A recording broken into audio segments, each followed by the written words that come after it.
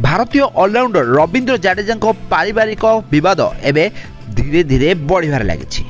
ताले आज यही भिडियो आम मैंने जाना रवींद्र जाडेजा पारिवारिक कलह कौन कौन आरंभ होई पारिवारिक कलह आउ एहाकु नहीं रवींद्र जाडेजा कौन निजर प्रतिक्रिया रखिंट यह विषय संपूर्ण विवरणी जाना। तेणुक भिडियो को पूरा शेष जाए देखु। तो आपण मैंने जानते रवींद्र जाडेजा 2008 मसीहा अंडर 19 वर्ल्ड कप विजेता टीम रो सदस्य अटंती जो विराट कोहली कैप्टेन रही आउे से भारतीय दल में स्थान पाई आईपीएल रेस खेली आउे भारतीय टीम रे गोटे जबरदस्त ऑलराउंडर भाव में निजर ना परिचय कर पाते। रवींद्र जाडेजा निजर बैटिंग और बोलिंग कारण सारा भारत में फेमस अटंती। चेन्नई सुपर किंग्स को गत वर्ष शेष बॉल चौका मारी मैच जीते रवींद्र जाडेजा। ताले आपण माने जानिथिबे 2016 मसीह रवींद्र जाडेजा बाहाघर होइथिला।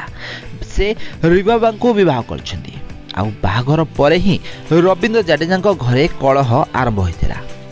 तो प्रकृत घटनाटी रही जनवरी 14 जो मकर संक्रांति होइथिला सेतेबेले रवींद्र जाडेजा स्त्री रिवाबा प्रेग्नेंट अछंती बोली खबर सोशल मीडिया रे वायरल होइथिला। तो यही समय गोटे न्यूज चैनल बा न्यूज रिपोर्टर रवींद्र जाडेजा बापा को यही प्रश्न पचारि कि रिवाबा प्रेग्नेंट अच्छी ना नहीं यार सत्यता खुलासा करने से कहते किंतु रवींद्र जाडेजा बापा चांचल्यकर बयान आसाला।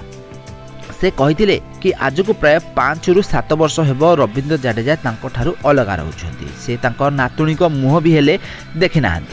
तो रवींद्र जाडेजा स्त्री प्रेग्नेंट अच्छी कि नहीं यह किसी से कहि परिबे नहीं। ताले यही बयानटी परे ही विवाद धीरे धीरे बढ़िबारे लागिथिला।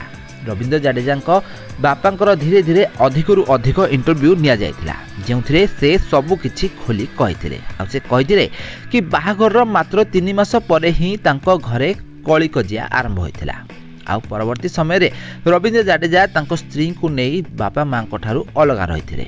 रवींद्र जाडेजा परिवार रे तांको बापा माँ और तांको भौणी रुहंती। छोट बेले रवींद्र जाडेजा परिवार लोक माने बहुत गरीब थिले आउ से माने रवींद्र जाडेजा को बहुत कष्ट रे पालिछंती। मूलिया मजूरी करी से रवींद्र जाडेजा को पालिछंती बोली कहिछंती। किंतु बाहाघर परे स्त्री को कथारे पड़ी बापा मां को छाड़ी अलग जगार रहुछंती रवींद्र जाडेजा।